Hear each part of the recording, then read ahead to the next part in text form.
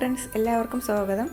ഇന്ന് ഞാൻ വളരെ ഈസി ആയിട്ടുള്ള ഒരു ചിക്കൻ തോരനാണ് റെഡിയാക്കുന്നത്.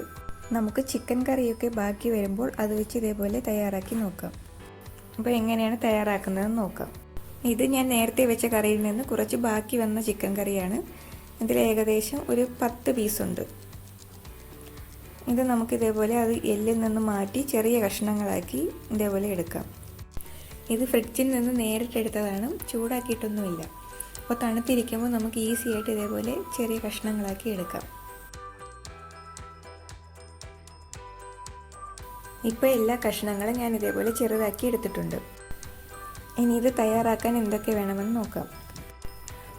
വെളുത്തുള്ളി ചെറുതായി അരിഞ്ഞത് 3 അല്ലി, ഇഞ്ചി ചെറുതായി അരിഞ്ഞത് ഒരു ചെറിയ കഷ്ണം, പിന്നെ 2 പച്ചമുളക് ഇതേപോലെ നെടുകെ കീറിയത്, പിന്നെ സവാള ചെറുതാണെങ്കിൽ 2 എണ്ണം, വലുതാണെങ്കിൽ ഒരു സവാള, കറിവേപ്പിലയും. ഇനി ഇതിന് വേണ്ട അരപ്പ് കൂടി നമുക്ക് റെഡിയാക്കി വയ്ക്കാം. അതിനായി ഞാൻ 1/2 കപ്പ് തേങ്ങ എടുത്തിട്ടുണ്ട്. പിന്നെ 1/2 ടീസ്പൂൺ കുരുമുളക് പൊടിയാണെങ്കിലും കുഴപ്പമില്ല. പിന്നെ 1/4 ടീസ്പൂൺ മഞ്ഞൾപ്പൊടിയും.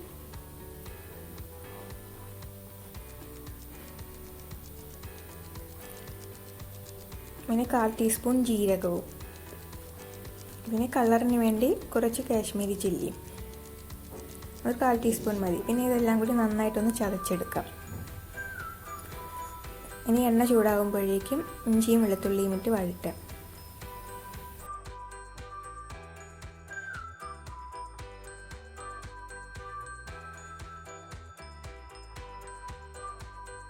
ഇഞ്ചിയും വെളുത്തുള്ളിയുടെയും പച്ചമണം ഒന്ന് മാറുമ്പോൾ അതിലേക്ക് പച്ചമുളകും കറിവേപ്പിലയും കൂടിയിട്ട് വഴറ്റിയെടുക്കാം.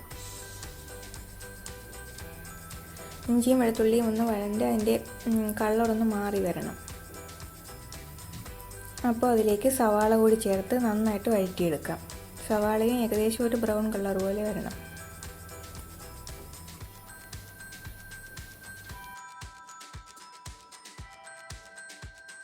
അപ്പോൾ സവാള നന്നായി വഴന്ന് വന്നിട്ടുണ്ട്. ഇനി അതിലേക്ക് നേരത്തെ എടുത്തു വെച്ച ചിക്കൻ്റെ പീസുകൾ കൂടി ചേർത്ത് നന്നായി ഇളക്കിയെടുക്കാം.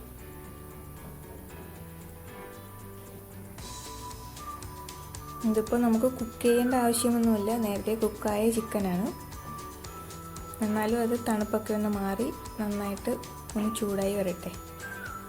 പിന്നെ അതിലേക്ക് 1/2 ടീസ്പൂൺ പെരുംജീരകത്തിൻ്റെ പൊടി കൂടി ചേർക്കാം. ഞാനിവിടെ പെരുംജീരകം പൊടിയല്ല, അല്ലാതെയാണ് ചേർത്തിരിക്കുന്നത്. ഇതിലേത് വേണമെങ്കിലും ചേർക്കാം. ഒരു 3-4 മിനിറ്റ് നന്നായിട്ട് ഇളക്കിയെടുക്കാം. ഇനി അതിലേക്ക് നേരത്തെ നമ്മൾ അരച്ചു വെച്ച അരപ്പ് കൂടി ചേർത്ത് നന്നായി ഇളക്കിയെടുക്കാം. ഇനി അരപ്പിൻ്റെ പച്ചമണം ഒന്ന് മാറുന്നത് വരെ ഒരു 3-4 മിനിറ്റ് ഒന്ന് ഇളക്കിയെടുക്കാം.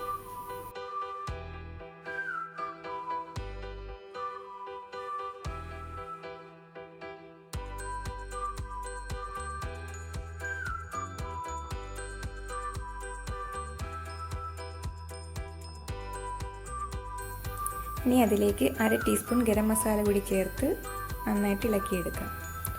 അപ്പോൾ നല്ലൊരു ഫ്ലേവർ കിട്ടും.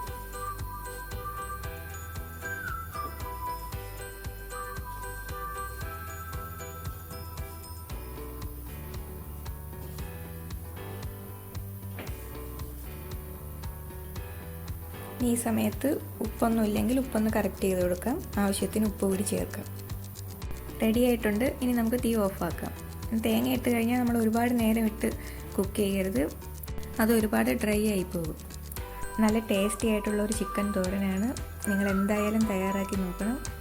വീഡിയോ ഇഷ്ടപ്പെട്ടാൽ ലൈക്ക് ചെയ്യാനും സബ്സ്ക്രൈബ് ചെയ്യാനും മറക്കരുത്. അപ്പോൾ അടുത്തൊരു വീഡിയോയുമായി നമുക്ക് വീണ്ടും കാണാം.